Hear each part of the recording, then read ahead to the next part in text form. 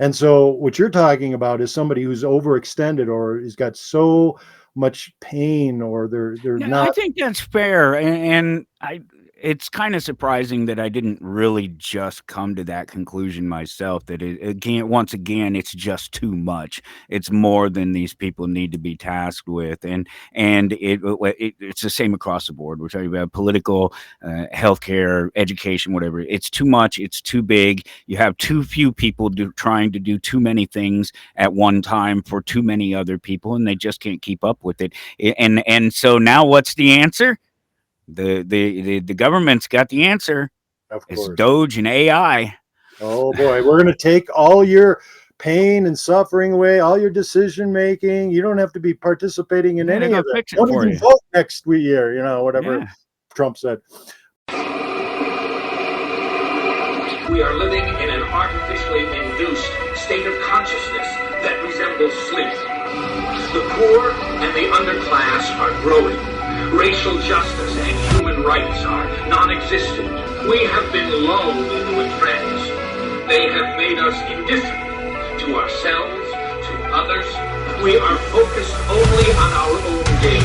That is their primary method of survival. Keep us asleep, keep us selfish, keep us sedated. You're listening to Toward Anarchy on the Republic Broadcasting Network. Here's your host, Michael Storm.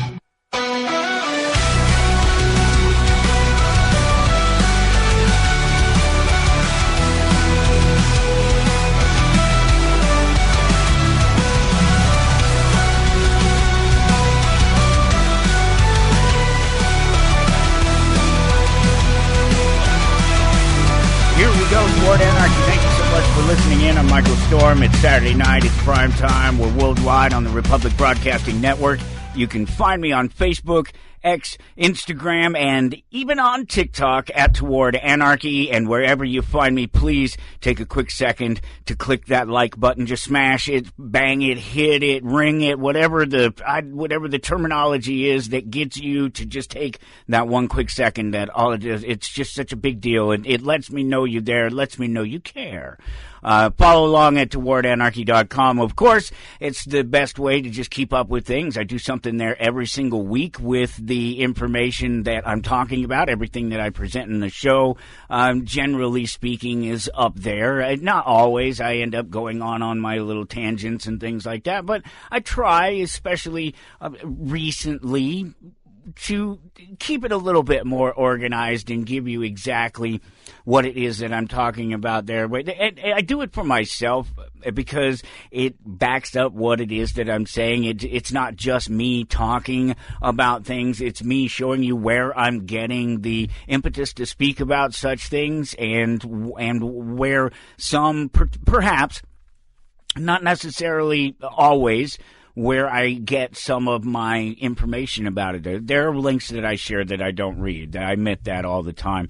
And one of the things about the links that I do share, just so that we're always clear on this, is that a lot of them will be through the MSN.com website, but that doesn't mean that they're all filtered through it. It means that they're filtered through it. To me, it's a really good thing in a lot of ways, because what it allows me to do is it allows me to aggregate all the information that I want, that I'm interested in, and it keeps it in a fairly organized way, and allows me to edit it on a regular basis really easily with just a couple of clicks. So I can always get new information. I can change the information that I'm getting. I can alter the sources that I'm getting it from at any time. And one of the great things about it is that when it comes through the portal like that, you know that there's no paywall. And all the articles that I share, every once in a while, I come up against a paywall, and I never know if that's just for me or if it ends up being for everybody. Maybe some people have a subscription to that thing. Maybe I was able to read it, but then my uses ran up. You get to read 12 articles a month or something. I think that's what the local KSNT is, something like that. That's one of the news stations here in Topeka, Kansas.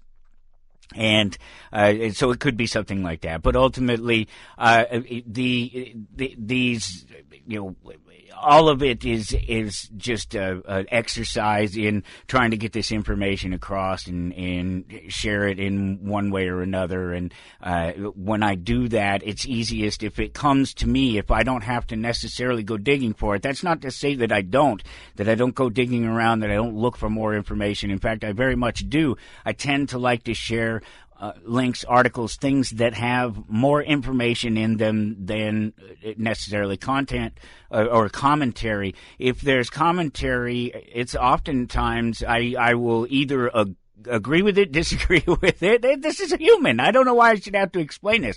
I will either agree with it or I disagree with it, or I'm using it to present a particular type of language or a particular viewpoint, whether I agree with it or not. That's not even the point. It's that for some reason that thing is out there, it exists, and I'm talking about it. So here's at least something about it. It gives you some little point of reference, and it makes me feel good because I have this little bit of a resource when I do talk about things that are important and that I think people should understand. There's something that when I talk about it, you can go look. You can just go see it for yourself, and you never have to believe me, even though I'm always striving to come from a position of truth. That's my little game. That's the only game I play, at least here on Toward Anarchy. I play lots of games in my store, especially on Saturdays.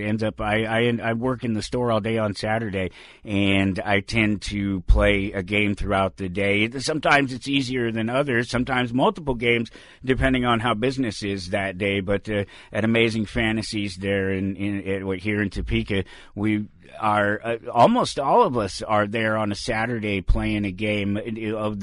There's so many people that come through, depending on what time of year it is too, because on a sort of a summer Saturday, you can find younger kids in there playing Pokemon.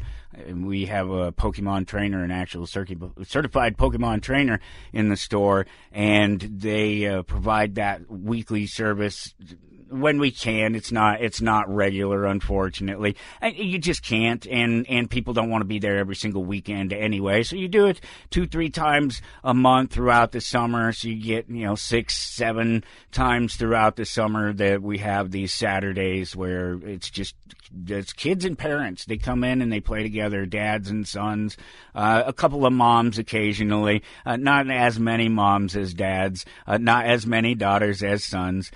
Still definitely something of a guy's hangout, but it's an open space. It's a friendly space. It's a place where you should be able to come and feel safe, if for no other reason than the clerk is usually armed.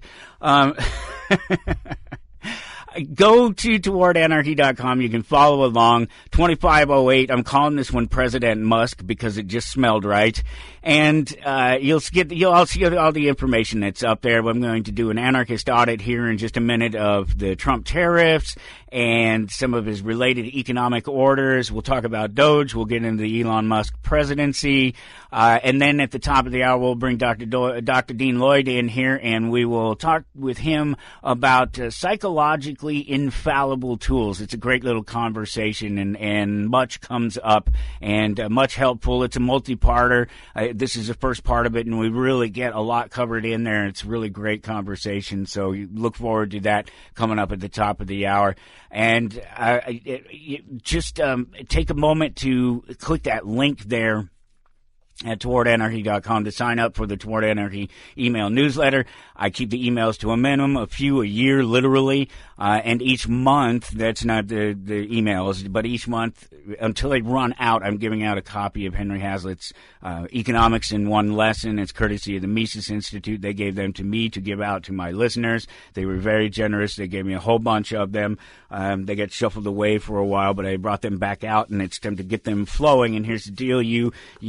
If you win one, I'll sign it, and you can't keep it. You can read it. If you haven't read it before, read it. If you have read it, read it again, sign it, and give it to somebody else, and have them do the same, and have them do the same, and have them do the same. Again, I'd love to see, one of these come back with just name after name after name, legitimate, different people, all who have read it, dog-eared, barely able to hold the thing together. It'd be fantastic. They are really wonderful, little hardbound books, and I have a stack of shipping over here here, not just these books, but some other things that I have it's just been delayed because we've been experiencing snow and weather and broken grandfathers for the last 3-4 weeks around here. So you'll have to forgive us if we're a little bit behind on a few things. We are definitely catching up. And then all these other things are still going on. The rebranding of the store, turning it into Amazing Fantasies, and ultimately making it, because I have no sponsors. I've never wanted a sponsor. I've told you all along that I've thought about different ways that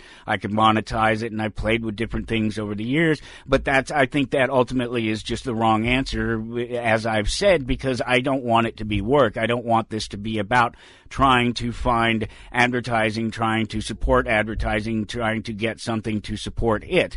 I want to just be able to do it, and that's it. So if I can do that, and I can talk about, as I always have anyway, the comic book shop, but just sort of make it just a little bit more spotlight on it, so that you realize that any time that you support the comic book shop, that ultimately you're supporting me, you're helping keep the show on the air. There's no money being transferred from one to the other. It's just that simple fact that that's my livelihood, and as long as my livelihood continues to do well and continues to grow, as we have big plans for over the next couple of years, it's going to be fantastic. As long as that keeps going, I can keep doing this as the fun thing that it is, and continue to make it the fun thing it is. Because one of the great things that has been so fun about it, and I know this is a little bit new to particularly people across the network, but I hope that you're enjoying it, and I hope that you're getting something out of it, because I think it's important, and it's that sharing you've known that I own a comic book shop, and I've talked about it a lot over the years, and I've talked about some of the problems that we've had with business partners. Those people are gone, and that's what this whole Amazing Fantasies thing is about. It's wiping away the last vestiges of that dead, failed attempt at other partnerships, and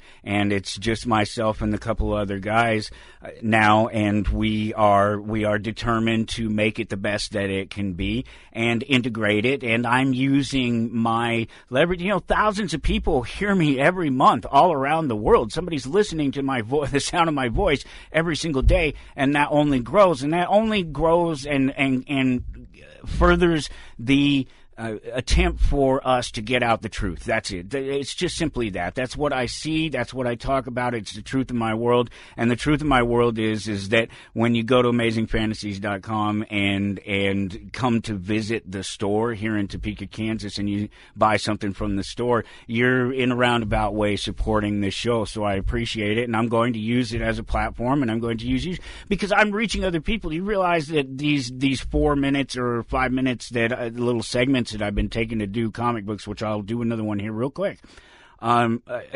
These short segments out of the 2 hours that I'm here every week are getting huge attention all of a sudden. It was really fantastic this last week. Andrew Tariffs, the author of now I can't say it all of a sudden, that's funny, Pinapocalypse, the book that I talked about last week that I raved about because I really found it to be just really well written, just a great book.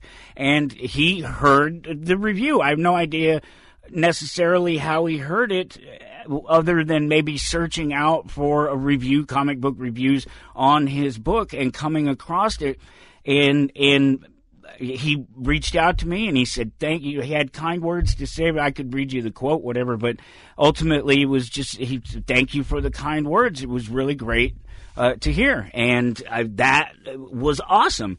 That to me is doing exactly what I set out to do when I started to do the Anarchist Reacts to comic books, to these comic book reviews, was to reach a different audience and to just plant that seed a little bit here, a little bit there. If I add just a little bit of conversation about anarchy, or I just get people to come and pay a little more attention to the regular show, it's that much more chance for them to hear the truth, to hear the conversation, to at least hear that part of the conversation. They've heard everybody else's, they've heard the nightly newses, they've heard the neighbors, but they're they're not us. They're not the voices that are available across the network, and that's all by extension.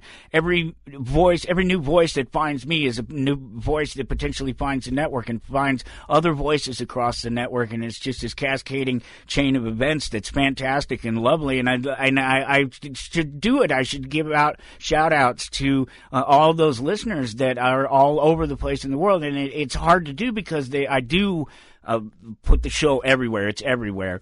I'm everywhere.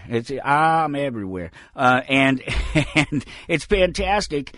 So it's a little bit hard to do, but I should do it, and I will just randomly. I'll say a shout out to my Podbean listeners. How's that? And it's amazing because there's a pocket here and a pocket there in this place and a pocket there in this place, and it just adds up, and it's hundreds and every week and thousands every month, and there's just people listening everywhere, and we're that much closer to the truth. Everybody is that much closer to a chance at the truth. How's that? That's giving it as fair of an assessment as anybody could, a chance at the truth, because we're having the conversation. We're getting to say our side of it here across the network, and that's why you should support the network, Republic Broadcasting. republicbroadcasting.org. You click on that little donate button. It's a really simple thing to do. A little orangish, yellowish button over there, kind of on the left-hand side underneath the banner. It says support RBN today. You click on that, and with a credit or a debit card, you can make a quick donation. It'll be one time. It'll be whatever amount you want. It'll be monthly. It'll be a year, every year, it'll be whatever. You're in total control of it. The options are all up to you. It's whatever you can do, and you've been doing it all these years. Thank you so much. If you don't like the buttons, give us a call, 800-724-2719. Hit up extension 3, and you can chat with somebody about other ways to help support us. If you don't have the money, maybe there's a way. I don't know. If you don't call out there, you don't know. We're always looking for people to do stuff, something. There's always something that needs to be done, and never enough time to do it, never enough money to do it, never enough people at the network to do it, yeah. But thank you. Thank you. No matter what, we're going to keep trying. 2251 Double Creek Drive. That's RBN's address there. It's number 302 at 2251 Double Creek Drive, Round Rock, Texas, 78664. You can mail a check or a money order there. It's all the same. It all goes to the same pool, and it all goes to, keep the lights on and pay the bills for the internet service and pay, a couple of pennies for the people to make sure they can eat, all the people that push the buttons, and they want the network. Thank you, thank them. It's just amazing to be here and be a part of it. That's one of the things that the people that are now finding all of these comic book reviews that I'm doing and all again in all these different places and new places, and the large number of them being mostly people who haven't ever listened to the show before are going to find out, and who knows what kind of a home they'll find, who knows what kind of ripple that effect has, and every chance I get, I'm going to continue to do it, and that's why I'm doing it now. It's really a fantastic thing for me to be participating in and to be able to do because of you across the network. The network relies so much on you. Visit shoprbn.com for the win-win. You can support the advertisers. The advertisers will buy more advertising. You know how this works. It's not rocket science. Sometimes it feels like it is because there's just, it's just so much. And how hard is it? How easy is it to catch a rocket from space? I don't know. Only one person's ever done it before. Well, you know what I mean by one person. One guy and a bunch of other people that he pays to do things for him. So, like I said, a comic book this week. Man, it was a great week for comics, and that just made it hard to choose what to read and what to talk about. There was new Star Wars. In fact, over the last couple of weeks, there's several new Star Wars titles, including one with Clone Force 99 that just came out, and that's The Bad Batch, and I love that cartoon. I love those guys, those characters. There were second issues of books that I've covered here on the show, including The Lucky Devils and Behemoth, and I read them all, and I read more, including Mine is a long, lonesome grave that I thought was worthy of mention because there's this great little voodoo magic story thing building up there that I'm interested in following through on. But in the end, I went with Cam Girl. It's by Sarah H. Cho. I went with it because it seems relevant. It seems pertinent to our time, and the plot of it sounded real to me. Danny's fake. She's broken. She's trapped in this cycle of self-abuse and self-destruction and self-loathing, as many of us will know and understand. But as Kyoko, she's this alluring, demure, submissive Japanese cam girl. But again, that's all fake. It's not real. It's a cliche that she's adopted to fit into this niche fetish market. You know, the rule of 34, right? If it's out there in that particular world. And that's all fine, relatively speaking, as it could be with somebody who is experiencing all of these things in real life, but then putting on a show for people, pretending to be something that they're not. That is until at least one of her viewers gets super creepy and is stalking her and sending her message and seems to know way more than they should about her, and they take pictures of her when she's out and about and send them to her to know that she's being watched, and they know what her real name is. They know she's Danny. They know that she's not Kyoko, and of course this just kicks in the paranoia, and she really starts to question reality, and she's been there before. This is her troubled past coming back again. Voices in the head, paranoia, friends in danger from friends, dangerous stranger. Everybody's a stranger. Everybody's dangerous. It's really, truly a great read. And when you get to the end of it, you find out that there's some truth that the author has gone through some mental issues, and then being a girl of Asian descent, she is concerned about this particular fetish out there on the internet, because there is the large portion of that stuff that's happening on the internet out there that I can't mention is dedicated to these sort of demure, submissive Japanese Oriental girls, and it's a cliche, and there's something sort of dangerous and a little bit wrong with it. It borders on too young, too submissive, too overbearing, and too powerful, too much control in a relationship, and there's all these questions that come up about it, and she's concerned about it in reality, and that was the reality that spoke to me when I read the synopsis of it, when I was going through picking out the books to read. So really just a fantastic read with some awesome art from C.P. Smith. It's on AWA Studios title under their publishing, and it's a one-shot, so you just have the one story. You get the story, and it's a nice thick book. It was a good read overall, totally. And it's available right now at your LCS, or, of course, you can reach out to me, AmazingFantasies.com, drop into the store here in Topeka, send me a message, whatever it is. If you have questions about your collectibles, your collection, your comic books, you want to sell, you want to buy those things, you want to trade them, I'm your guy. Hit me up there at AmazingFantasies.com. Seriously, whatever it is along those lines, we have 250,000 books in the store. We have free pulls on new comics. It doesn't cost you anything. In fact, you save 20% off the cover price.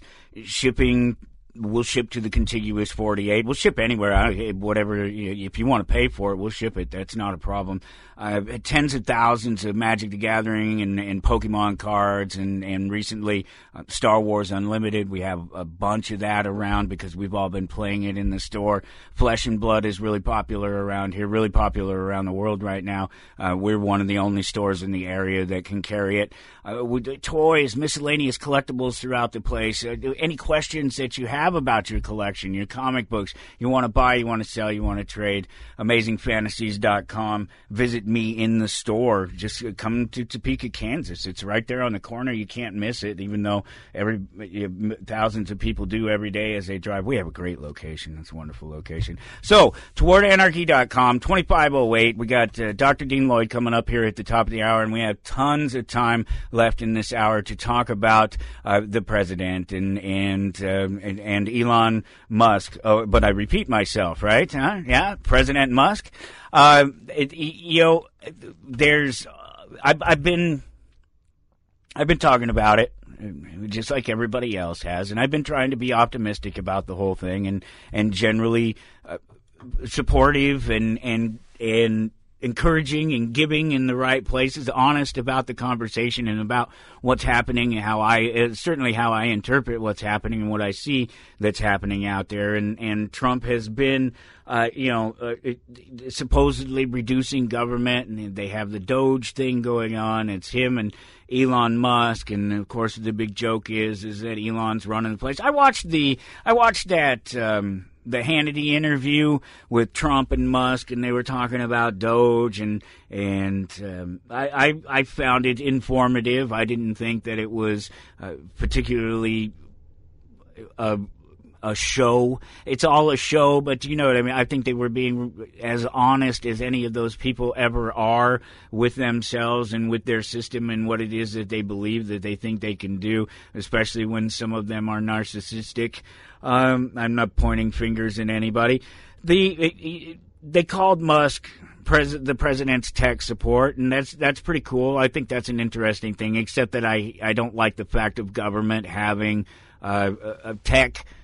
It's a bad thing for people when government uses tech. It eliminates the human part of the relationship between government and the people. There's already a strained relationship there, and if you haven't figured that out by now, if you're just now catching up on this, there's a strained relationship there already, and so putting technology in between it, replacing people with technology, it's not necessarily a good thing, and that's not to say that I'm against reducing the size of government. Obviously, that's exactly what I'm talking about, is that's what we want to see, that's what we need to see, that's what we have to see, but I don't know whether or not it's even possible. So I guess the only thing that I can do is audit the information, right? That's what this whole thing is about. I finally put a name to it. I call it the Anarchist Audit, and I put the information up there, and most of the links are related. I think all of them are. I think all of them are completely related to this conversation of is the new government doing what we want it to do in terms of it being by the people? Is it representing the people? Is it trying at all to be conservative? Is it reducing spending? Is it trying to give people back their money? These are the questions. Is there a significant change being made in the spending itself? And along with can the government that size, these sizes, being all 50 of them, if you will, and the big one, with so many liabilities and debts and things that they're beholden to, people that they're beholden to, the people that they're beholden to, can it be reduced at this point at a reasonable level? And I'm not even talking about anarchist reasonable. I'm just talking about, I wonder if it can be done on any level at this point. Is it too big? Is it too far? Is it something that can even be done? I believe that it is. I definitely wouldn't say that it's impossible, but I think that it's probably bigger. I've expressed this many times. It's a bigger cut than people or the system are willing to admit or that they could even accept. And there are numbers to go along with what they're talking about, what Trump and Musk have been talking about, and the thing about it is that like the DOGE enforcement, and that's what it is. It's the executive order enforcement. If you watch the Hannity interview, that's exactly what they're saying when they're talking about it, and what Musk's position is within this space called DOGE and within the government. It's executive order enforcement, and they see their presence there as a mandate. The people put them there, and they want them there, and they want them to do this. And so the idea is that Musk and DOGE are there to enforce these executive orders, and they want to make the executive orders into law, and at the same time they're talking about how bad it would be if Biden's executive orders had been codified. I'm not really sure that they understand that there's not any particular difference, that they're just playing this shuffling. I think they do understand that, and that's why I always question the motives of government, regardless of who's in it, because I believe that there are only two types of people that are in government. There are fools, and there are the people that are going to use government to take advantage of everybody else. And the fools is a little bit broader of a category because it includes the altruistic. Well, altruistic is just another word for fool, isn't it? I don't know. That's my philosophy, right? Not that anybody asked.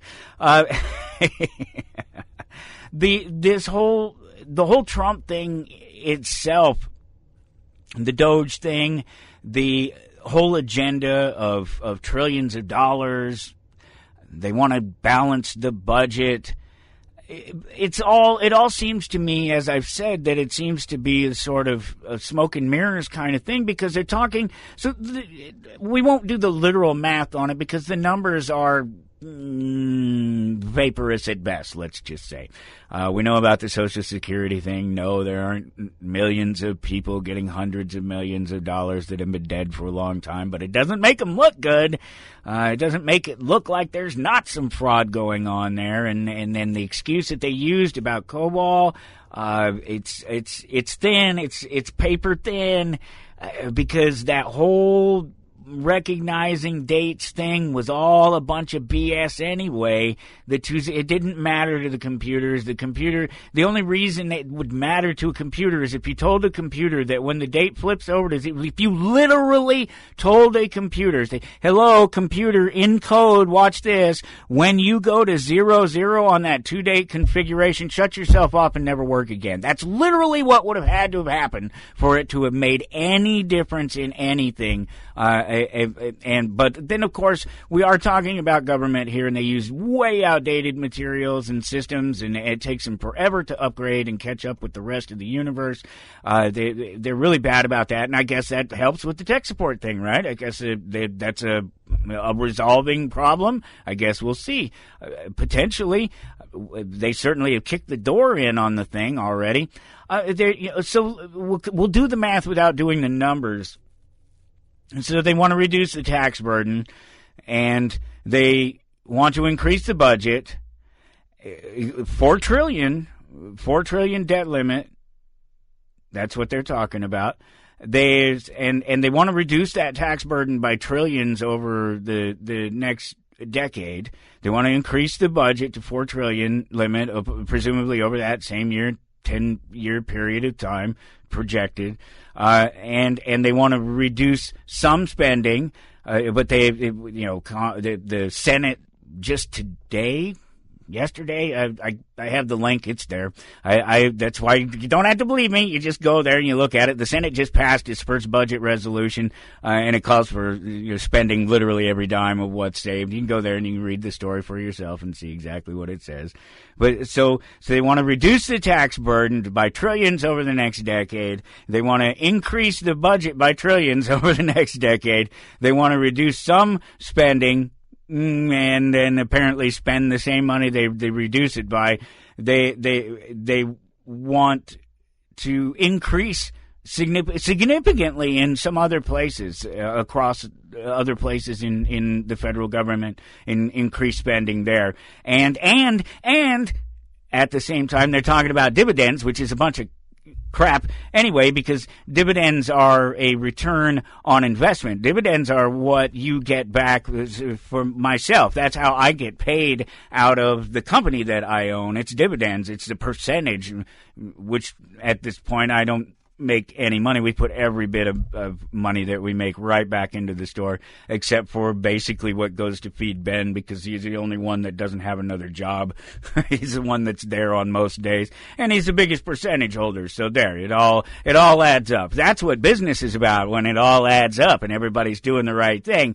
Government, that's not what that's about. And this idea that you can get dividends from this DOGE capture or recapture or savings through the Social Security system or fraud that they've found in the COVID relief fund, as if that's actually reducing the size of government. That's for $3.7 to $4 trillion or whatever it was spent over 2020 and 2021 for COVID relief, and sort of $2 million for both parties, $2 million under Trump, $2 million under Biden, something like that. But relatively somewhere in there. Again, catch those numbers. Good luck. That's why try to do the numbers. Just do that math on paper without numbers. You don't even need to insert numbers into that to realize that that's not going to work. This is not going to happen. Nothing's going to be solved out of this. And that's where I stand on it, is that at this point we're not seeing those same things. In fact, there's an undercurrent running through the whole thing that is just really authoritarian. It's just kind of business as usual when they're talking about a lot of this spending, especially when you're talking about Trump necessarily. Now, he's the head of the federal government, as in he can go around and fire and make people do certain things within the federal government. He doesn't really control federal spending. Congress really controls that, and with the Republican Congress, there's obviously some, I guess, greater chance that many of the things that he wants to do, if they align with the other Republican values, which a lot of them do seem to be lining up with what the Republicans, their little wish list, their Agenda 2025 thing, if those line up, they all work together, that they're probably going to pass, and that they'll pass some of these cuts and things into law. And for better or worse, they're done, and they're just done. They're handled. We have to deal with them and how they're used by the next president and how they're abused by the next president. But we don't have to worry about that, because that's one of the underlying authoritarian things that's just sort of sticking out there. The 1,000-pound gorilla in the corner, or whatever the phrase is. That's with Trump continuing to sort of push this rhetoric about a third term. It's obviously that's an unconstitutional thing. So for what that's worth, I'm just generally speaking, he can't do it under law. There's no way for him to do it. The only thing that you could even come close to getting a near third term would be if you were a vice president or somebody under a already serving president who served out more than 2 years of his term before you took over, and then theoretically you could finish out his term and be elected twice more. Theoretically. That's the law anyway. That's the 22nd Amendment. No person shall be elected to the office of president more than twice. That then it goes on to talk about what I was just explaining about them taking over more than 2 years, or I'm pretty sure that's what it was, 2 years. Whatever. They do whatever the hell they want. That's what a dictator does. We don't know that he's a dictator yet, but we do know that he's definitely dictating to people within his relative purview to do things and make changes. We'll see if these things result in any real meaningful cuts. That's the thing about me providing some of the numbers up here, is that there are so many numbers, and there are different things that are being looked at and considered. And again, I don't think that it's impossible, but I just think that to really truly do it, you would have to cut off so much. It's a triage situation where you have to cut the leg off, whatever. If there's such a particular description of it, but that's exactly exactly what I'm getting at. Is it's such a big thing that you can't save it. It has to be hacked off, and that's that bigger cut than people in the system are willing to admit.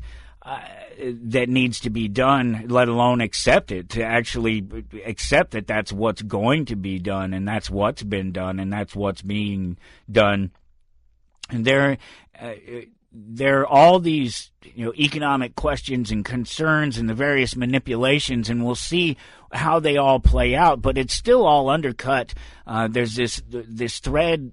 This authoritarian thread that's underlying it all, and it's dictatorial and it's enforced, and it was pretty. The Hannity interview was an example of that, because that's exactly what I'm talking about. They made it clear that that's what he was doing. He was enforcing the president's will, and so far within, again, his purview, but that's.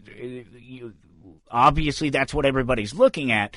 So far, everybody that's looking at it has said that these guys don't seem to be breaking any laws, doing anything wrong, doing anything necessarily nefarious, more nefarious than any government might do at any other time. And we're not really paying for most of the guys. It's the DOGE thing is, it's not self-supportive, but ultimately the sort of, I thought it was a reasonable claim when Musk said in the Hannity interview that those guys that he has working in the DOGE project there really are people that could be making a lot more money, could have much more impressive lifestyles, but they're presumably taking the lesser so that they can serve their country. That's I guess they didn't say that outright, but I suppose they're calling everybody slapping each other on the back and calling each other patriots, and patriots that it's still the same country with all the Democrats too, right? And so that thing that you're so patriotic about is those people. It is those things that you don't like. So maybe patriotism isn't quite all it's cracked up to be. Maybe individualism, anarchism, something like that. Maybe an idea you might want to look into. The tariffs. I don't know how much time I would really want to spend on this, but it's kind of interesting when somebody like he comes along and starts talking about tariffs, especially for me, because tariffs is one of the things that I did more than 20 years ago as an exercise in my understanding of the damage that is done by government interference into the market in that attempt to level the playing field, whether it's American businesses, the protectionist government, they get together and they decide that it'd be better if they levy a tax on an import. They call it a tariff instead of a tax, and George Bush did this early in the 2000s in his presidency, and with the steel tariff, and it was up to 30% on steel imported from other nations, and the theory is that American businessmen then, if they wanted to buy steel from another country, they would have to spend up to 30% more of their capital to buy it. So their better option is to buy steel from Americans, and that sounds pretty good, but it's not that simple. That's it's a very surface argument. It's once you get past the surface, you dig a little bit deeper, you see that something like that, it has a ripple effect, and you think that you're protecting American businesses, but it actually just hurts everybody. It makes everybody poorer. Actual wealth and the opportunity for future growth and development are really damaged directly, and it's not an exaggeration or meant to sensationalize anything. It's just absolutely a fact. It's an economic fact, and it's only one small example of hundreds, thousands, different similar tariffs, protectionist legislation, taxes, things in our own backyard and all across the world depicted by us, by other nations, in every industry and trade, in every aspect of American life all around the world. when it's all considered like that, all of these policies, they just create barriers that have to be overcome, and usually at great expense to businessmen, expenses that they wouldn't otherwise have to incur, and that expense is generally passed on to customers, us, the American people. It's a ripple effect that happens no matter how you do it. And I'll explain. It doesn't matter how the American businessman responds to the tariff. It happens to him. It damages them and everyone else outward, no matter what.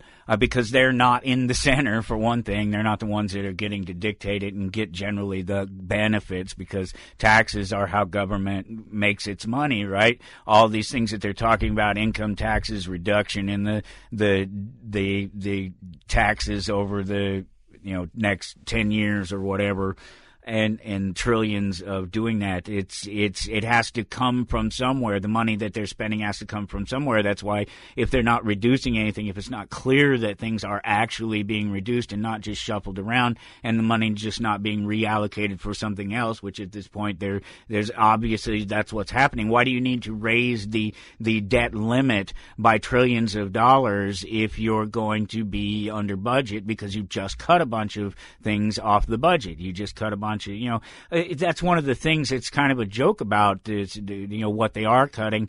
If the president cut 10,000 jobs and they all made $100 million or $100,000 a year, if they were all $100,000 a year jobs, 10,000 jobs, that's only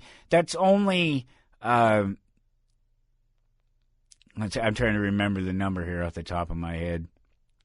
It was just something really quick that I looked at when they were talking about these, what are these big percentages and these numbers? And they are firing, it sounds like, potentially thousands of people, but do they all average 100,000? The point is that it was a very small percentage. I don't remember what the number was off the top of my head for some reason. It was ridiculous. It was under 1%. It was a 0.015, I think, is what it was. And the biggest part of that is I don't remember. I want to believe that the number was ultimately inclusive of the entire budget deficit the previous budget deficit. It included the previous budget deficit, so that was the totality of all spending, and it was just such a small percentage that it was something of a joke. Really, truly, you can go look at again. All these numbers, these things, they're all up there. All this information on the specific details are up there, and this is why I'm kind of telling you the tariff thing here, this tariff story, because the numbers aren't important. You can put anything you want in there. You can insert any number. You can insert any business. You can insert any type of product or service that comes out of those businesses. And this is what I was saying, that this ripple effect occurs no matter how the business people respond to the tariff. If you have to buy foreign steel for whatever reason, it doesn't matter. You just have to spend up to 30% more on buying steel than they did before. That's it, period. That's less to pay employees. That's less to reinvest in the company. It's all the other myriad of possible uses, most of which amount to spending or investing with other companies, other people, other businesses in and around the community and throughout America and throughout the world as a business and as a consumer.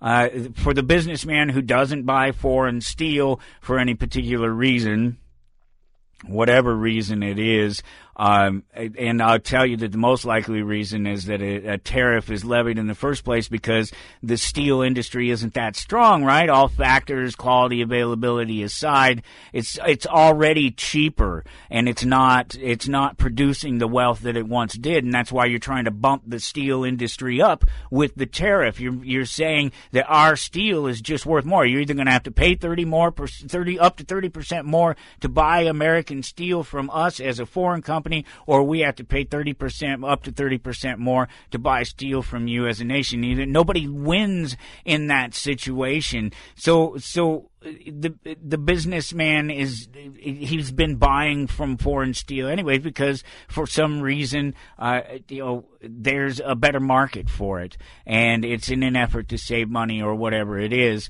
That foreign steel is cheaper than that American steel, and so you're trying to bump up. I may have just said it the other way around just a second ago.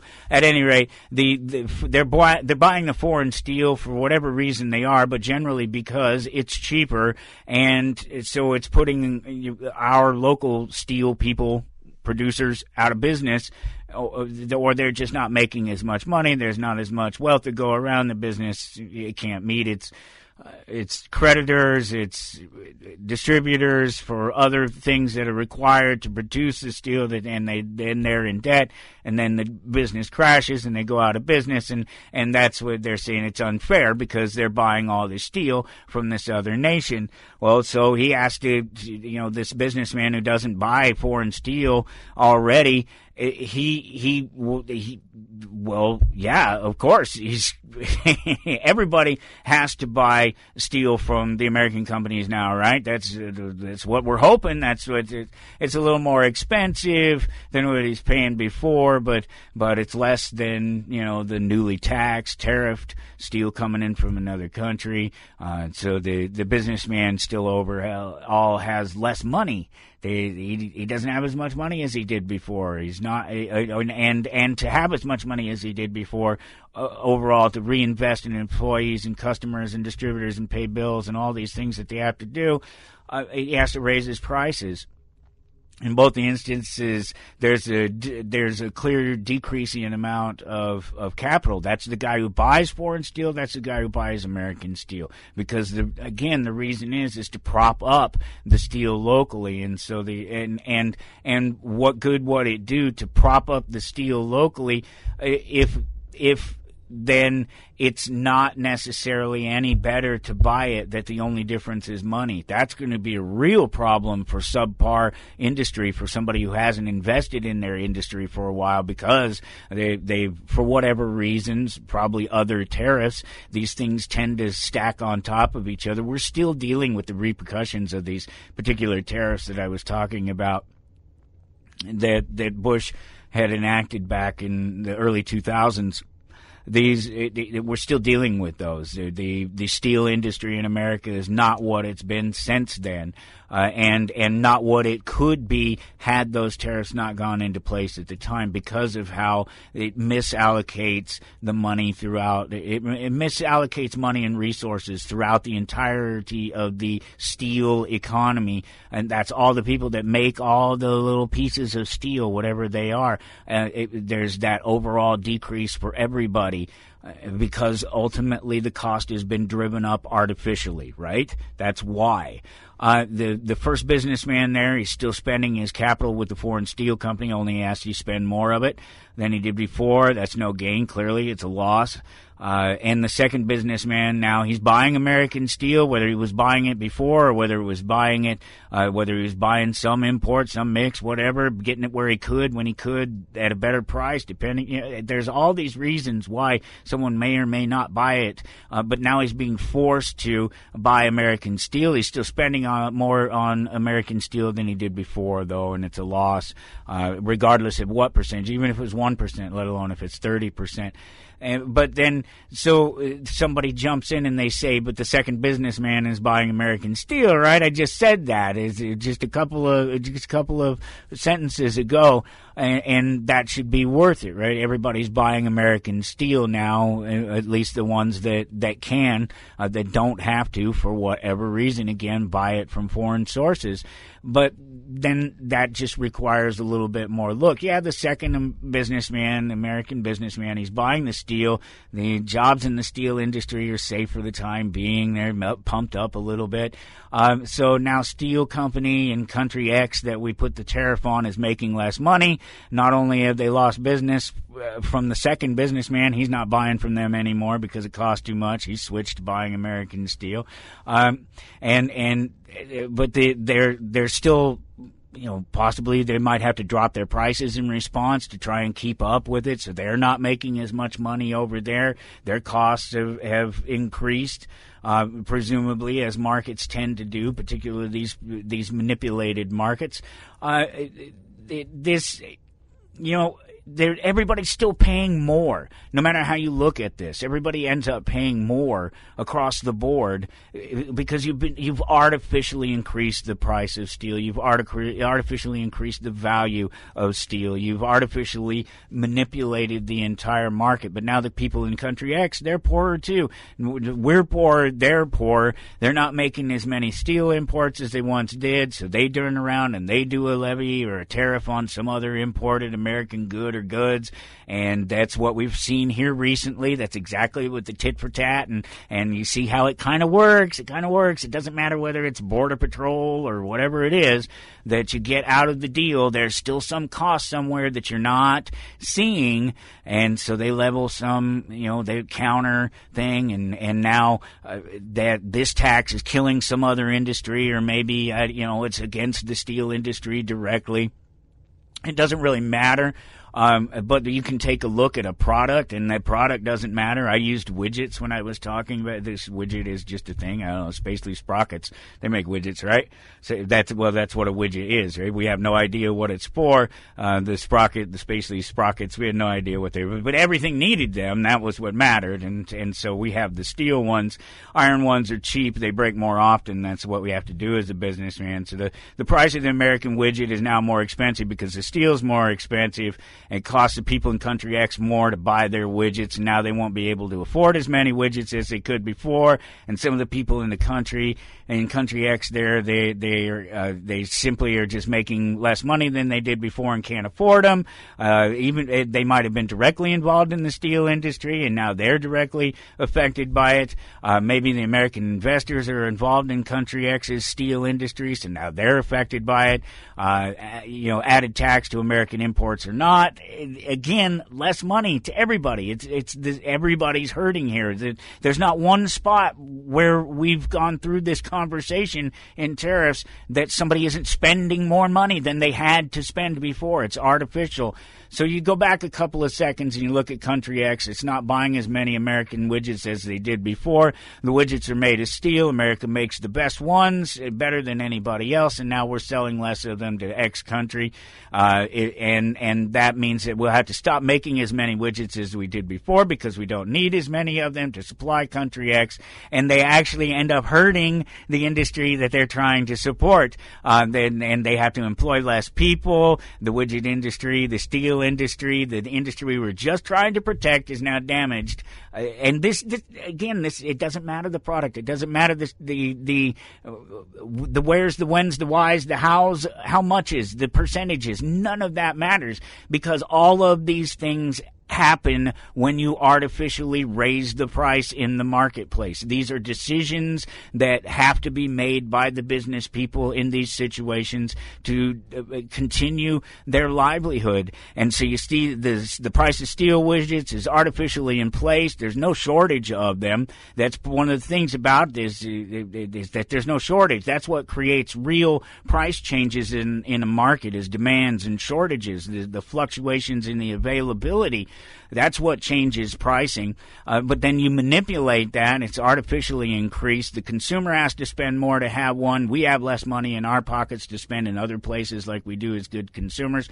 All over the world, it costs more to buy steel widgets. Everybody has less money in their wallet. And say, okay, fine. Well, what if we go, now the demand for iron widgets is up. We help unintentionally bump up the iron industry here in America because now the iron industry is putting out more widgets, and they're a little bit cheaper. They don't last as long. We discussed this earlier. That's just the nature of the widget. The iron ones just aren't as good, and they break maybe just about twice as much or so, last about half as long ultimately. So you have to about twice as many of them. But that wasn't the intent. That wasn't what we were trying to do. There's just, and it just goes on and on from here.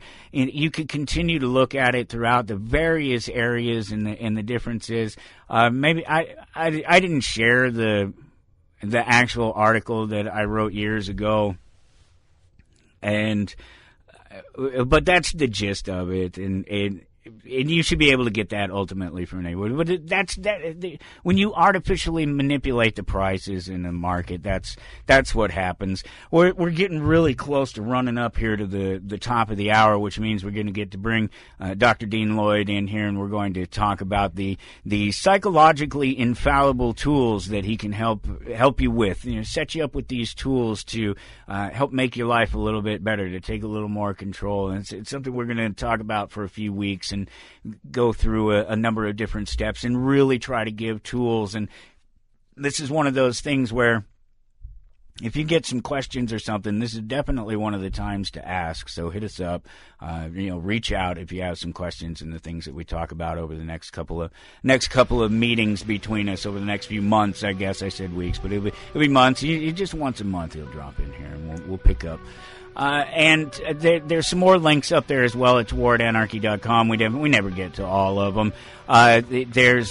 You can take it all with a grain of salt. I've been following. That's a little bit of a joke. You'd have to read the whole thing there. But I've been talking about the GLP-1 medications, the Ozempic and stuff. And there's 3 foods there. This article about 3 foods there that will fill you up, and they otherwise provide that functional purpose of the GLP-1s. There's a thing there about RFK and some vaccines. There's a meme. There's a quote. It's all up there at towardanarchy.com. I'll be right back here with Dr. Dean Lloyd.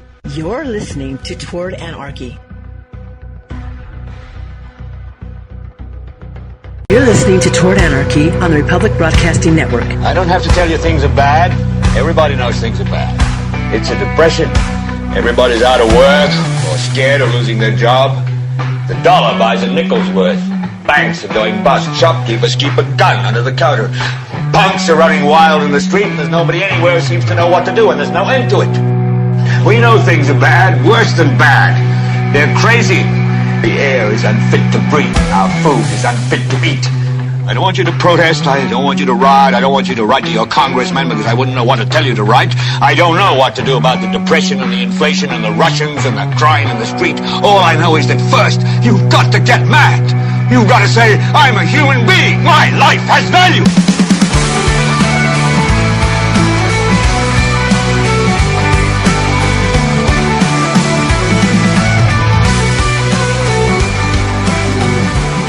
And here we go, off into hour number 2. Go to towardanarchy.com to follow along. And when you get there, you will see that it's that time of the month again.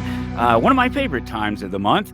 Dr. Dean Lloyd is with us, evolvingthespecies.com. If you want to find out more about Dr. Lloyd when we're talking about these things, there is information about the man and his work and what he's up to, and it's always up there on the web. And this book also, Cruising the Epiphany Highway, it's the second volume of it. It's up there as well. A link to it. You can get a copy of it. You read through it. You see the things that we're talking about. Oftentimes when Dr. Lloyd is reading things here, they're directly from the book, and it's such a fantastic, fun little book. That's why I've always enjoyed being able to keep it up there for you, Dr. Lloyd, every week. Keep that link up there and talk about it and go through it with you, because I just love the way it's written. I think it's playful. I think it's intriguing. It's artistic. It's all the things that I like to see. It reminds me of I don't know if I ever told you this, but it reminds me of Abby Hoffman, Steal This Book. Okay. It's just in the sort of artistic expression of it. There you go. It's the creative writing style. Yeah. No, it's fun and it's informative, and I think it's important. And our conversations are always important. I believe so. I think just we were talking about just before we fired up here. Empowering people and making people stronger, giving them the tools. That's what this is all about. This is what we talk about every week. It's what I talk about every single week, even when you're not here. Yeah, I enjoyed your last conversation, you being interviewed that last time. Jack Kammer there. Yeah, he's fun, right? Nice. Yeah, he had some good questions. Certainly a lot of good work, insight into the man and boy relationship, the evolving, where are role models? And that's part of the issue. I was just talking to you before we got on air, was that we need to have psychologically integrated teachers. Okay. And it's my job to make sense. And anything that comes up, I want to be challenged. If you don't understand something, it's my job to be clear and make sense. So if I'm your teacher, I'll never expose you to something I haven't healed in myself, right? Another way of saying that is, well, okay. How about that you're not at least working on? well, that's part of the game. See, if I've claimed to overcome something, right? If I've reached a level at where, Oh, I'm still working on something, I'll make it clear this is what I understand to this point, and where I'm going with it is, this place, right? So right, if right, the right. example, What you see out of, yeah, absolutely. Be able to explain. It may be unknown territory going forward, but it's not unfamiliar territory. right? Well, I have some basis to be able to formulate a hypothesis, Yeah, right? yeah. If I've got this information, say, well, if I do it this way, under Hmm. those conditions, with the circumstance being such, I get the idea that I'm going to make it better by doing something, right? In other words, or I can make it a more reasonable, suitable situation by changing something that I'm doing for what's come up, right? And there's always things that'll be coming up. But when I'm talking about what is psychologically infallible, and that is the title of today's topic, it's going to be a 3-part series. I call it Tools, Psychologically Infallible. And what that means is that I'm going to be giving you tools, as I mentioned last month, that will enable you to catch yourself before you get sucked in to something that isn't working for you, and to be in that place of saying, okay, if I'm going to be in a learning space, I'm going to, kneel to the master, or, I'm going to read the books, anything that requires your advancement takes the other half.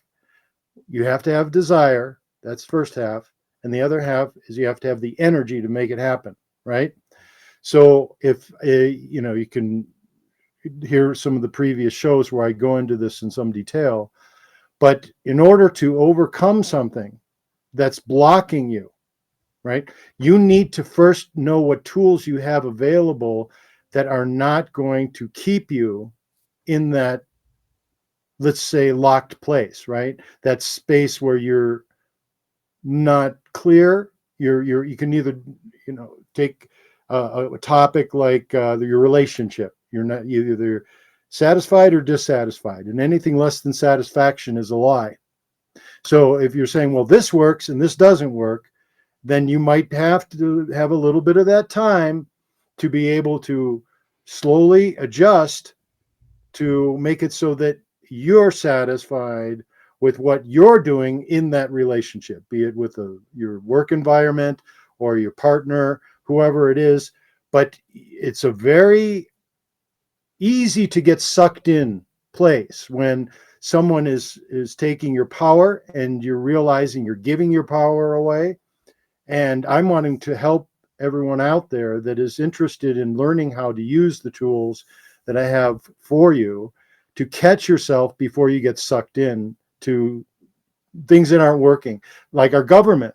I mean, you're obviously on what I would call the cutting edge. And this is because you've thought beyond where most people have gone in their limited, environment. They're in their box -1 most of the time. So in order to offer that, I would also say that when you make a decision to want to understand how the mind works, be prepared to be in a space where you're doing a lot of self work, a lot of it. Okay. Doesn't always happen that way, but if there's support groups that you have, like in your church, or if you're in an environment that's really supportive, that you feel comfortable with, sometimes it's family, oftentimes it's not, but you're in a place where you might feel in an alone place, right? And I'll just make a statement here, in that it's better to be alone in truth than crowded in a lie. So we attract those kinds of energies to us that we need to learn from, and we also attract things that we will enjoy in life. And it's lies aren't comfortable to live with, right? You can't. It's very hard to live with a lie, hiding a secret, keeping something from someone. It doesn't matter. It could be just the tiniest little thing, and it can take up a huge space in your mind. So if you're living in comfort inside a lie with other people, you're sharing this lie. For instance, voters.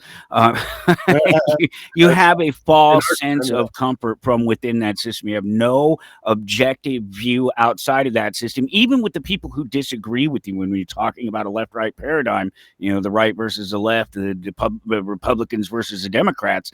Even within that paradigm, you're still a compadre. You're still wrapped up with these people that still believe that same lie, and it's not comfortable. You can't trust them. That's what I was getting at, is that you're wrapped up in this lie with all these other people, and you feel a camaraderie because you accept the lie, but the truth is that you realize underneath that you can't trust all of these people that share this lie with you, particularly when you find out that it's a lie. But you know it, you feel it underneath all the time, and that's why particularly on the left, man, they eat each other so fast.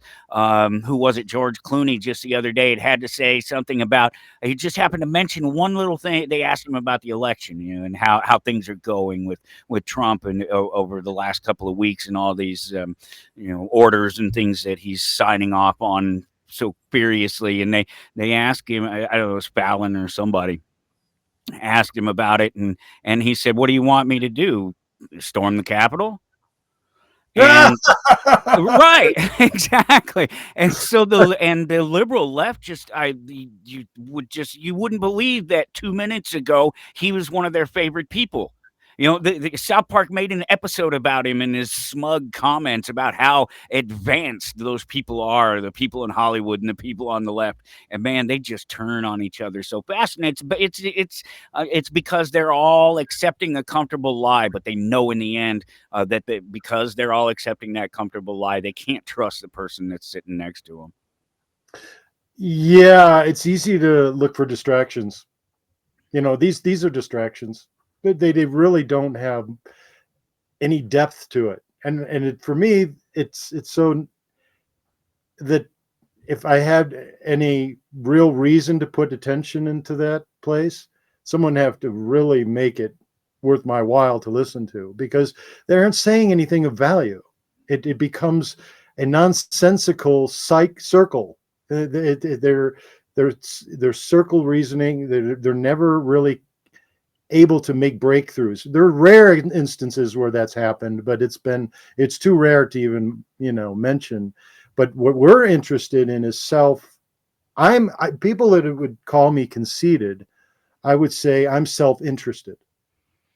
And in making it clear, for me, the best thing that I can do, when I understand it, is make it clear for myself and adjust to whatever I've learned as a result of my experience, saying this works for me, this doesn't work for me, this is why I can't put energy into this current government, this is why I have to obviously make, and I love that word, by the way, make adjustments in myself that I need to be clear on, right? I'm saying something's making me upset. What is it? And I have, over the years, realized my medical profession is so entirely corrupted. I mean, it is beyond, it's brilliant in its testing procedures, diagnostics, and all these kinds of things. But the state of mind in the medical profession is absolutely, and I don't want to criticize, I'm trying to point out that it's been fear-based from start to finish. That's right. And that fear is driving people to false information, for one thing. Just to quickly point that out. And that's why I love that Dr. Ids. I wish I could get a hold of him. I wish I could actually get him to come have a conversation with us here. But because that's it. He's one of the few people that I see that's going out there, and he's doing honest attempts to debunk bad science and bad health information, and because there's just so much of it out there, and you have a bunch of people who are so desperate for it because they've been disappointed by the system so many times for various reasons, not necessarily because they're incapable of making the correct decisions and providing the correct health care. It's just that there's so much of it that's incompetent. Well, if you listen to the show, you listened to the show last week, you know the things, the trouble that I've been going through with my father-in-law here, and the fact that he fell and he cracked his femur, the upper femur, just a little bit, just the tiniest little thing. He's home now, came home yesterday. But the whole time that we're going through this, it's just like every other time we turn around, it just seems like they lack any sort of. I know it's some of it is a caring. They care on a very superficial level, but they seem to be extremely lacking in just the simplest things that should be part of their job. I don't even know how else to put it, because I've just seen it so many times over and over again in my life in different situations inside some emergency room or some hospital room, where the doctors and the nurses are just, they seem incapable of just doing the most simple things to get the job done, to get the work, to even be there. They don't want to put out the effort. Well, and then that's what I wrote down, and the very point that you make is it's chronic overload. People, okay. Right. We're in a state where we used to have a lot of luxury time. I'm in a baby boomer generation, and very end of it, and I remember that there was a lot more free time to explore creative ideas, things that were integrating your desires. In other words, you could knit. I mean, I didn't knit. You could play my instrument longer. Now things are so fast moving, and that you have to be on top of everything so that your credit card or your debit card isn't being hacked, or you have some issue with finding clean food in the grocery store, and you're reading all the ingredients and going, "Shit, I only have 5% of the things that I can buy here because my diet requires that I, limit it this much." And it becomes so restrictive that what you're talking about is that simple tasks, which you and I, when we have clear minds, they're, almost effortless. I call it effortless effort. When you're in a place of being at peace and clear with yourself and comfortable with yourself, and the energy that moves in that direction, all these little details just, become almost effortless, really.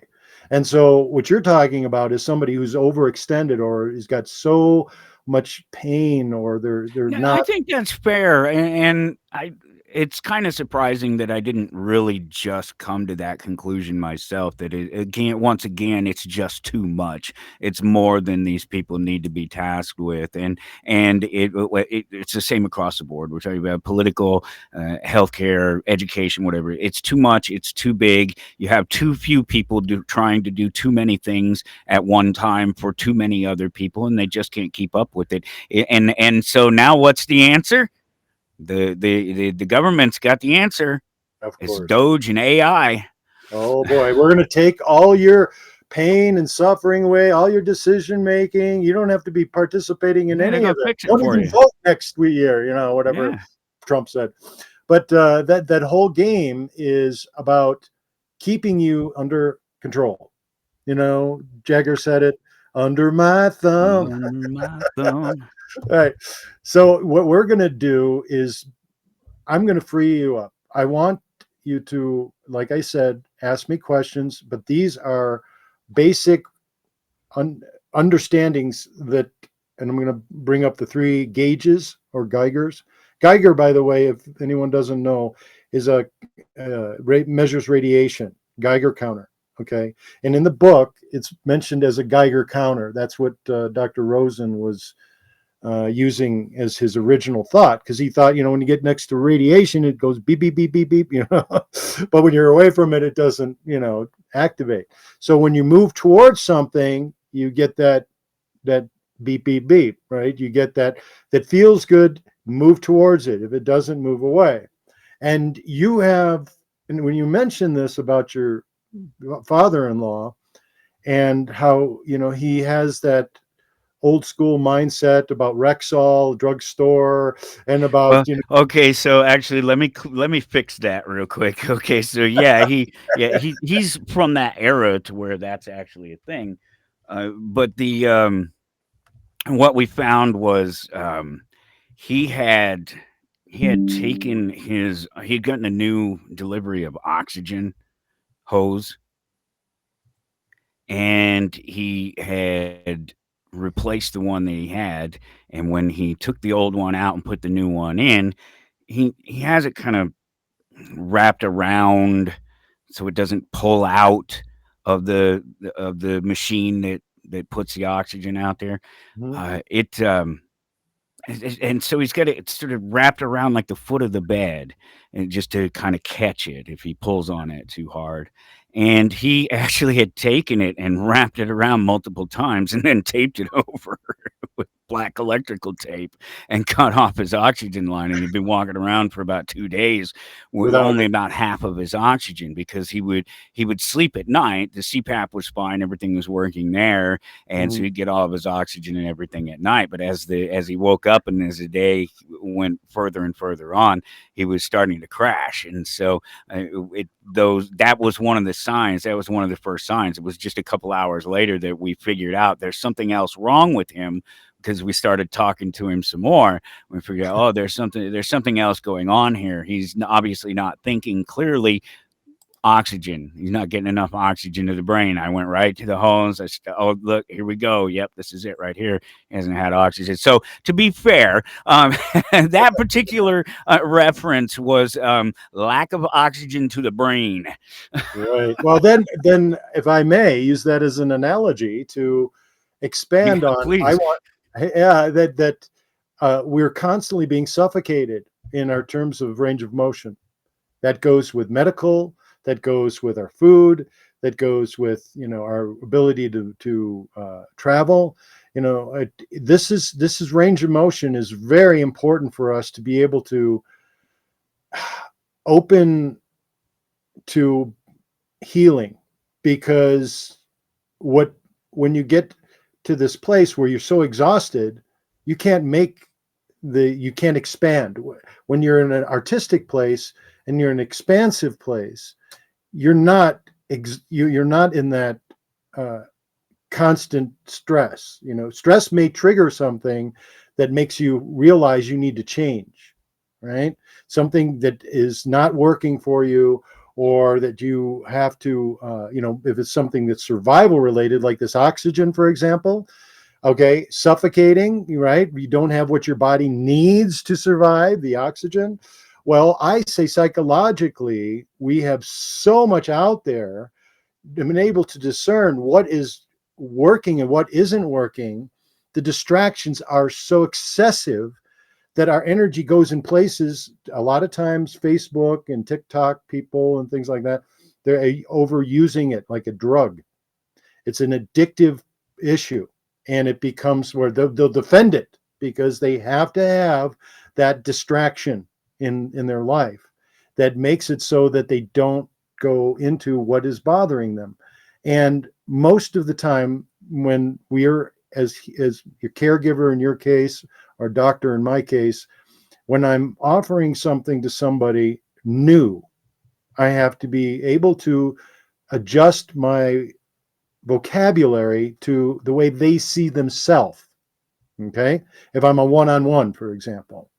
And like in your father-in-law's case, you'd have to say something to him differently than you would your wife, right? Because they're at a different state of mind. Okay? Very easy for you to relate to that. And what I deal with most of the time is I'm having to give, and I learn from my patients too. They'll tell me new things that are coming out, mostly the new drugs, because I I mean, they're telling me, what the newest and latest, greatest. I have to keep up on it, of course. But the side effects, I mean, I'm not knowing what the side effects are until they come and see me with them. You see, that's the problem. But what I'm saying in regards to being able to identify how you are placing your energy, it is half the battle is knowing the direction that you're going. Okay. You may not know exactly where you're going, but you're deciding that, yes, I am going to generate enough my energy by getting enough sleep. If I don't, I'm going to suffer. If I don't get enough water, I'm going to be dehydrated. I'm going to suffer. If I don't get enough of my enjoyment of life, I'm going to suffer. It's not all about work. I love what I do. I've been doing it a long time. It's taken me a long time to get here, but I have tools that I'm going to share with everybody now, finally, to give you the ability to check in with how you've been perceiving something. If it's not working, if it's working, great, keep doing it or make it better even, but if it's something that you realize that you need to improve on, then we can change things. Then healing can occur because you can change your mind as often as you like. Yeah, it's in there too. Very good. Yeah. Thank you for bringing that up. Yes, you have the God-given right to change your mind. So I'm going to go ahead and read on page 31 of the book. It's titled Immodest Humility versus Modest Humility, of course. So immodest humility. There's a difference between modesty and humility. Modesty deals with the acceptability of outer deportment. Some people are very arrogant about their righteousness of their supposed modesty. And if you don't agree with their particular slant on social deportment, then they may do horrible things to force you to acknowledge the error of your non-compliance. They may ridicule, slander, persecute, prosecute, and or crucify you. However, this has nothing to do with humility. Regardless of your outer deportment, humility is a state of inner receptivity. Humility is when you intone a greater quality of intelligence. I don't know. Please teach me. I'm lost. Please guide me. I'm empty. Please fill me. Humility is copying a plea to the integrity of your spirit. Now, the reason I wanted to start with that is that I've been called arrogant. I've been called negative. I mean, something negative. I don't see myself as being arrogant, but I wanted to start with that because it takes great strength to be gentle. And a lot of what is being offered us is forced energy, right? Forced upon us. So all those that are in that place of humility, I commend you, because this is a hard thing for a lot of people to recognize in themselves, that they're receptive, that they're open. And then if they were listening to you in, your audacious statements that you come up with, for some people, for me, it's not. I'm right in alignment. But there's most of what you're saying is taking people to their uncomfortable place, right? So that's why I wanted to start with this. In part one, you can change your mind as often as you like. So I'm going to continue reading from the book, and then I'll go ahead and get your perspective on this. You can change your mind as often as you like. The rule for changing your mind is, if you change your mind for a clear understanding, then you gain power. If you change your mind based on some half-baked bit of emotional whimsy, my computer is doing something here. I got to keep the flow here. Sorry. Okay, let me do that again. Okay, here we go. If you change your mind based on some half-baked bit of emotional whimsy, what is the attribution point? the perspective, then you lose energy. The value by which, regardless of your credentials and social positioning, will allow each individual to more satisfyingly gauge the appropriateness, adequacy, and effectiveness to thine own self be true. Nice idea. What does it mean? How can you tell if you are being true to yourself? Now, this is the tools, the Geigers, or in another way of saying it, the gauges, okay, that I mentioned earlier. Geigering to 100% psychological infallibility. I want to share with you a basic outline for 3 Geigers I've created, which will assist you in adapting to the demands of social circumstance. These Geigers may seem very simple, but their applications are amazingly far-reaching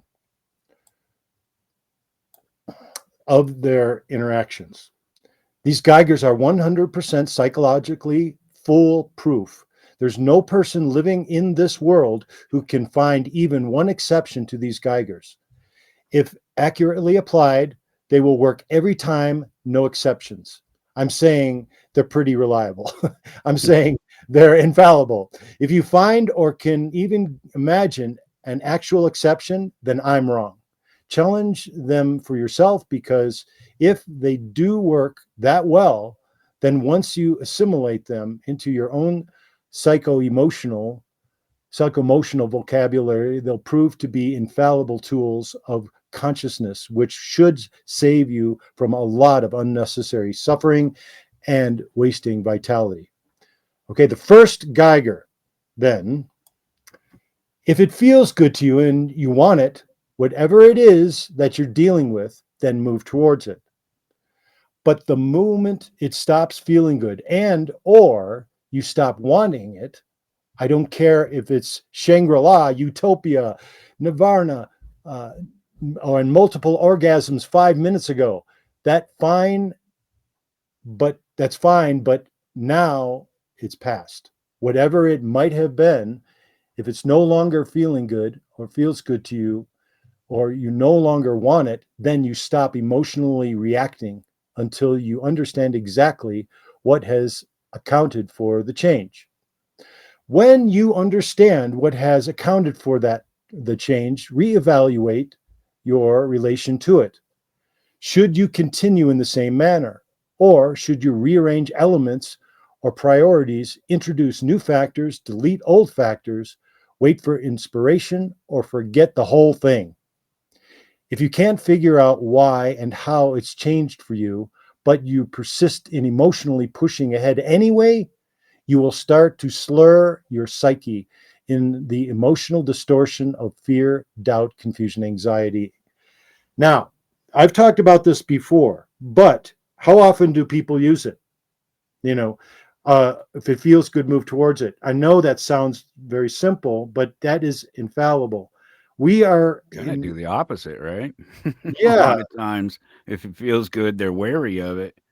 Well, feelings can. This is where it gets to be, where feelings can justify anything. If the alcoholic, it feels good for them to drink alcohol and not care about anything. That's what you do. You don't, give a damn.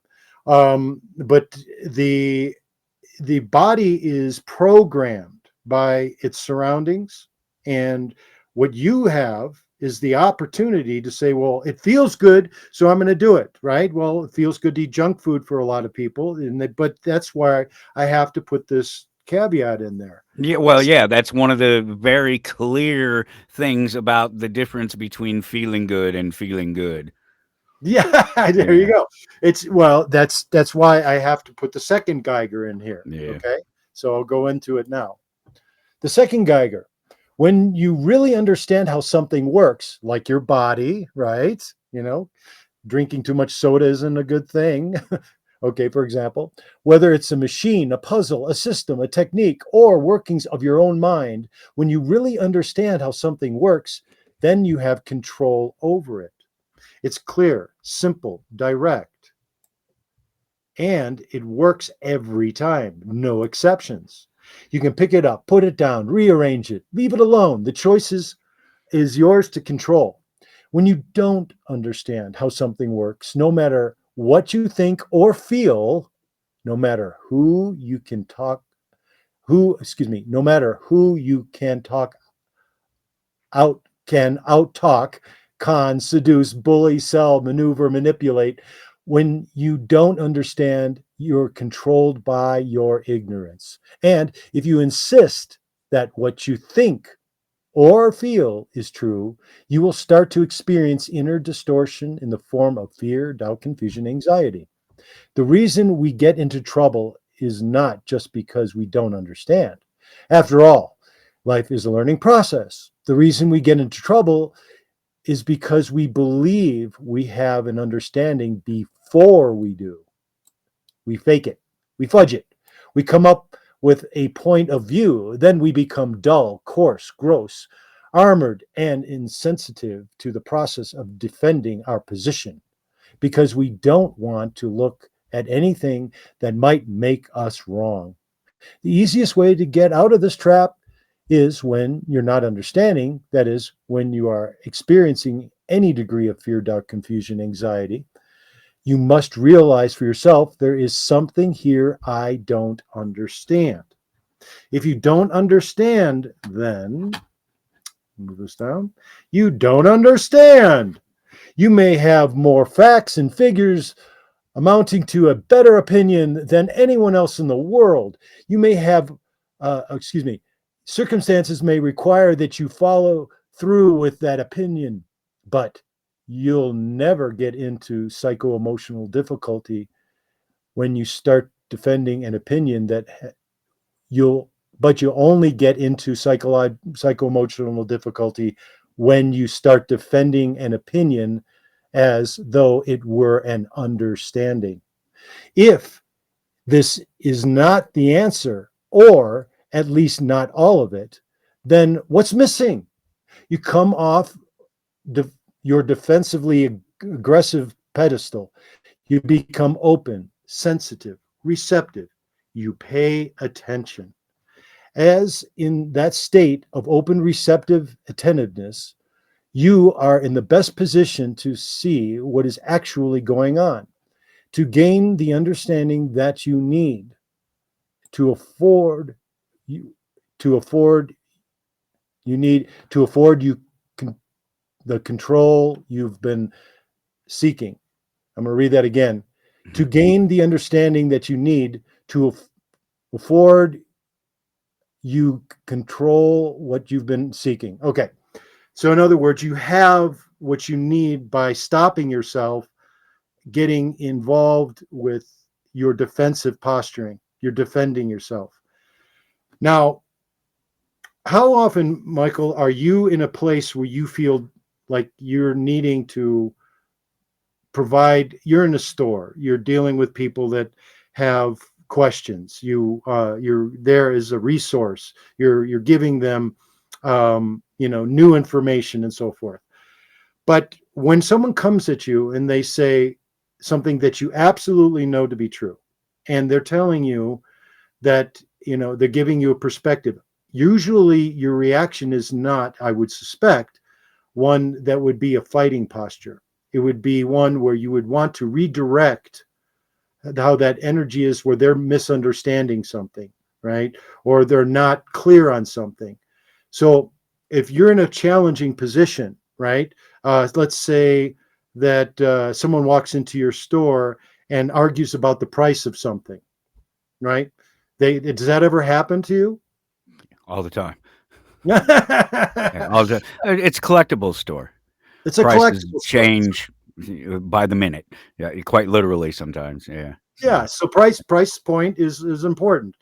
I would like to just indulge me. Give me a circumstance that comes up and how you would handle it that addresses the second Geiger. If you have somebody that challenges the price and you are in a place where you are saying, okay, I could defend it and present myself as being right, or I can give them a different perspective. Can you do that? Yeah, and that's what I do. That's what I have to do when people come into the store and they ask about something, particularly people who aren't who just they're not collectors necessarily. They're somebody who bought something they liked some time ago and now it's collectible and they want a value out of it. They bring it in. They say, this is such and such, and it's the most valuable thing that's ever been made and that anybody has ever had. Why? Because it's mine and I love it, and therefore it's worth X amount of dollars. And I really don't have to. I don't have to stop them in that. I say, yeah, you're absolutely right. It's the most beautiful thing I've ever seen in my life. Okay, so you To go along you, with, yeah, right. Okay, but not to me, not to the rest of my customers. The rest of my customers see it as this thing, and in this world, it's worth this much. And I usually have most of the things that we deal in have comparable. So it's not really that hard of a situation for me to just go look and say, here. This is the reality of this thing. I get why you love it so much. I get why it's important to you. I tell everybody that comes into my store all the time, don't buy things because you're collecting them, to get rich in the future or something like that. That you need to be buying the things that you like, that you enjoy. And if you're not buying them because you're enjoying them, that you're setting yourself up for failure and disappointment in the future because you're expecting these things to be more than they were ever intended to be. These things are meant for you to enjoy yourself, and that's it. They weren't meant to be collectibles. Most of these books that are put out, these comic books, these toys, these things that are put out there, they're not put out there with the intention of selling them to somebody as a collector. They're put out there with the intention of somebody enjoying them, somebody reading them. The comic book that I read last week, that Pin-Up Apocalypse, just an amazing book, and I just loved it. It's just been my favorite book of the year. And like I was saying, it's not a book that I necessarily would have read because it's kind of a zombie apocalypse sort of story thing going on there. But I'm expanding my horizons and trying to read different things and get into different categories. And it was just so cool because out of the blue, the author contacted me and said, I saw your review. I am so pleased with it. Thank you so much for the kind words. And I didn't put that out there. He didn't put that out there for me to do anything but enjoy it. And when I read it, I enjoyed it, and I expressed how much it meant to me and how much I enjoyed it. And that is what he wanted to hear. He doesn't care if that book is collectible 10 years from now, whether that number one brings him. It might be fantastic if it could, because that might mean that he's created a cartoon or maybe a TV series, and maybe this series of books is continued and he's been very successful at it. But at the point that he's creating that piece of art, he just wants people to enjoy it. And even at this, I would find that most artists create it at that time so they enjoy it. Absolutely. And you've become open, sensitive, and receptive. You're paying attention. In other words, you've taken all this energy that this person has come in with and redirected it, or directed it in a manner that you, with your skill, because remember that when you're dealing with people that have a particular position that they're holding on to, they may be bigots. Okay, they may have this, or they may just want to, see if they can get you to do something with their emotional distress. In other words, get you to react, right?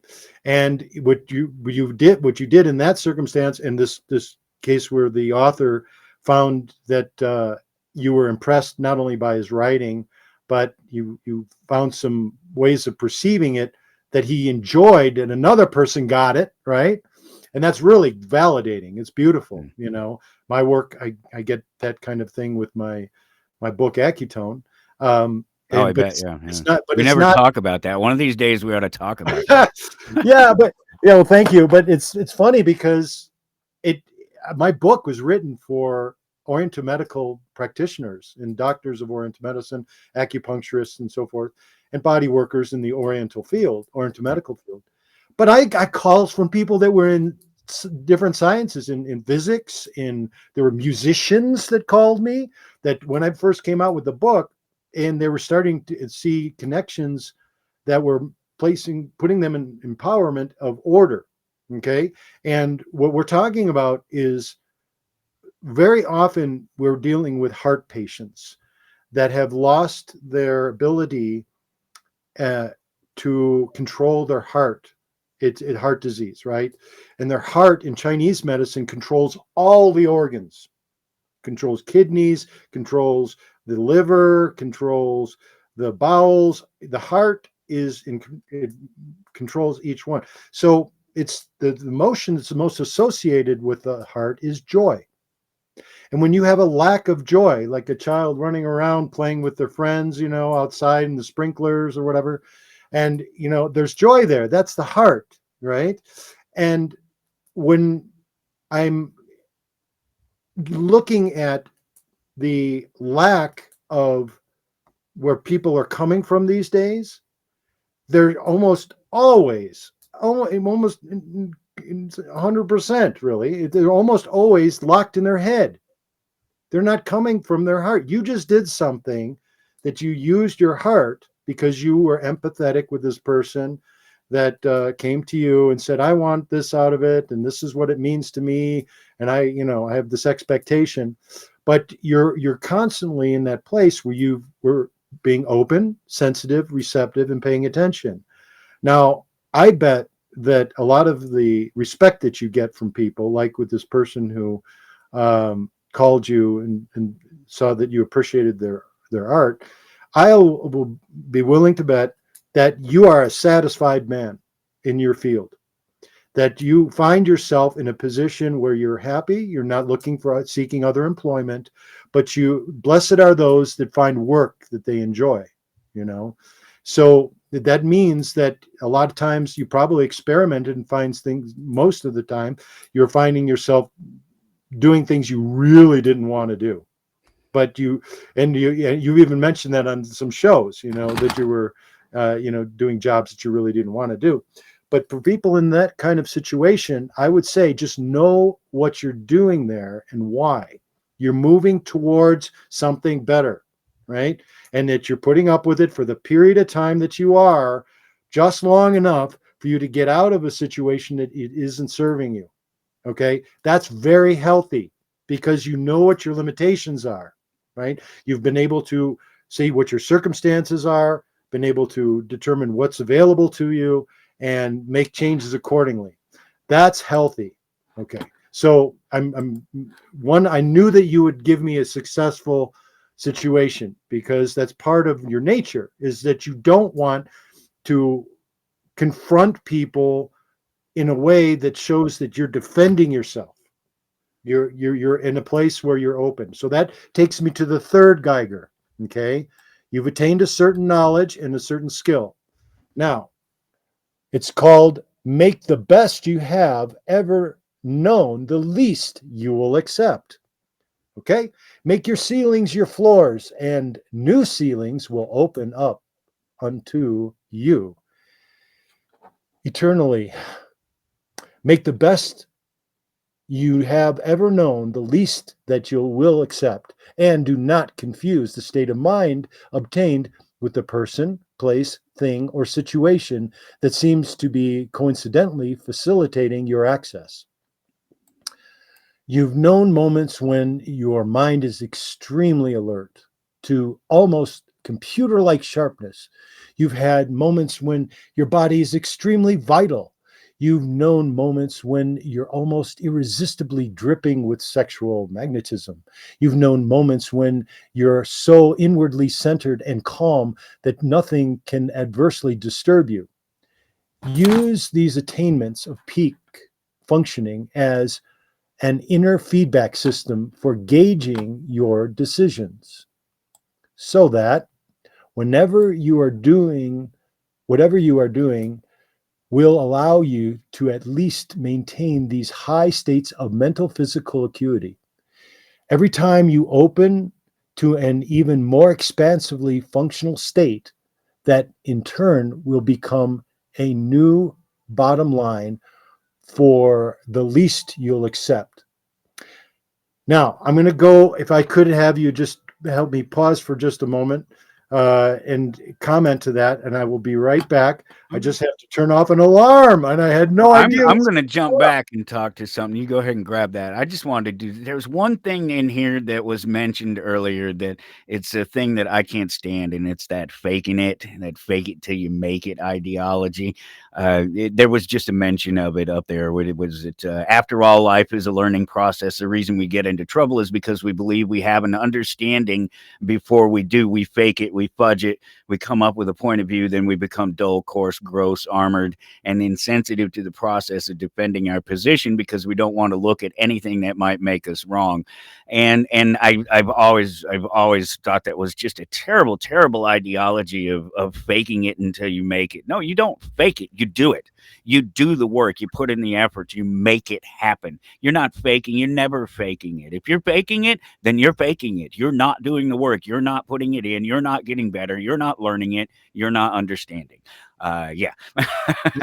I'm glad I had a chance to go back on it because I've always hated that. I get it. I get the idea behind it, the fake it to me, you just go along, you do it until you get it right. But no, because that leaves out the idea that you're actually making the work. You're not you're doing the work. It makes it sound like, oh, it's supposed to be so easy.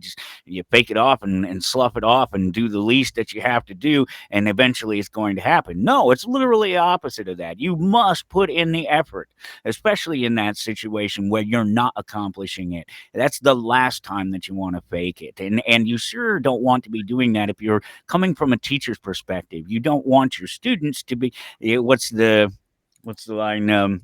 Those who can do, those who can't teach.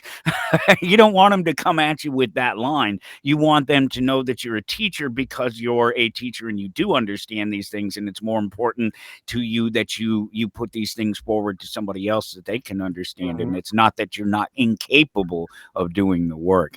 You put in the work. You did the work. You have a better understanding, one that's so good that you feel that you're in the position that you should be able to help other people get to that place faster than you ever did, faster than you ever could, with help that you didn't have necessarily. Yeah, it's where you're equipped with the catching yourself tools. Because what you're saying is that the word fake, we had to learn that in the instance that we've come up with, that, oh my gosh, I'm lying to myself. I'm doing it. Now, am I going to just continue to ignore it? That's the only devil I've ever met, ignorance. And when you get into a place like you just said, where you are not going to put energy into somebody who's doing their own trip, that has such limitations on themselves, you might be able to help them, but they're not open to you. You obviously move away from that kind of thing. And I am in such a good space. I'm sometimes surprised myself. I mean, I'm in the kitchen and I'm doing the dishes or something, and I am enjoying life. And that is hard for a lot of people to just even explore, because they're not feeling in that they're worthy of finding what they really need. That they have to compromise themselves. They have to, live in a world that has been planned for them rather than making their own. And you're very much about individual power. You're very much a proponent of empowering the individual, and that is my job as a healer, and putting myself in a position as a teacher. And by the way, how do teachers learn to teach? By teaching, so and I've done this for many years, but what I want to be able to allow people to see, if I have a perspective that resonates with them, that they can see themselves in me, right? That if they have the ability to recognize it, it's already in them. They already have it. And so that's why it's well, that's why you can. Yeah. That's why it can seem arrogant. Yeah, Because it's there. You've seen it. You've seen it in yourself. You've seen it in other people. There's historical record of it. There's scientific record of it. There's psychological record of it. There's nothing I think that we've ever said here that is ever that somebody could go, well, that's just wrong. You know, you could say that you can there do might that, be certain aspects of it that don't work for certain people at certain times in certain situations, but all of the tools, all of these things that we've talked about over the years that we've been chatting about this stuff, none of it is wrong. It's all about that a quality, self-centered understanding of yourself that makes it so that you can understand other people and other situations better. That's not arrogance. That's not narcissism. That's being an empathetic person. That's trying to make the effort. That's doing the work to understand other people and to understand yourself better and to just be a better person than you were yesterday. Well, and it's good to speak in generalities like that. And one of the things that I like to do is bring it to practical application. And if you're saying something's right or something's wrong, just know what you're doing. It isn't about, most people are controlled by words. Words are under my control. Now, it means that they're powerful. They're very powerful. And when you are putting energy into the words, and I just heard one of the radio show hosts, the Sunday evening show, he said, if I say an expletive, the F word or the S word or something, I'm going to donate money to the RBN network. Well, there's time and place for everything. But what is very often the case is that people are so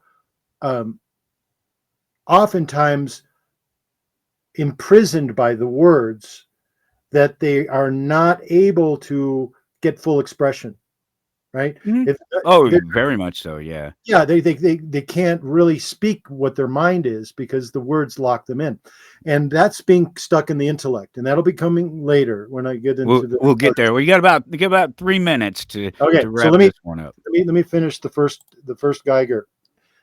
Just as a review, the first Geiger is designed to keep you from getting into trouble with yourself. Okay. The second Geiger will enable you to get out of the troubles you've caused yourself by defensively locking into the denied misunderstandings of your mind. The third Geiger will let you safely and comfortably adapt to your evolutionary unfoldment. And the fourth Geiger will create an alien, and it will become a huge, ridiculous franchise. And I know where he got it from. I was tripping mushrooms in California, laying on a lawn at about 3:00 in the morning one day in LA. And I looked over at a stump, a tree stump there, and I saw it. There it was. There was Geiger's their bio alien design. I'm sorry, I had to drop that. No, it's beautiful. That's beautiful. No, it's some of these psychedelic experiences, we have to understand where their place is. They're taking us where we want to go. It isn't saying that we've already attained it. It's just that's where you want to go. Okay. I'll move on. The key to successfully utilizing these Geigers is absolute self-honesty. Even if circumstances require that you lie to someone else, you must never be anything but honest with yourself. And these Geigers will make it easy for you to be able to do so. If used properly, they will keep you from ever again getting lost within yourself and keep you from wasting your precious energy while saving you a lot of aggravation. While they sound simplistic, together their operations are far-reaching and impeccably comprehensive. So that's the first one. And I very much love to engage in intelligence intelligent discourse with people who really get this, or if they don't get it, ask me questions. Okay. Even better. I'm opening myself up to your audience.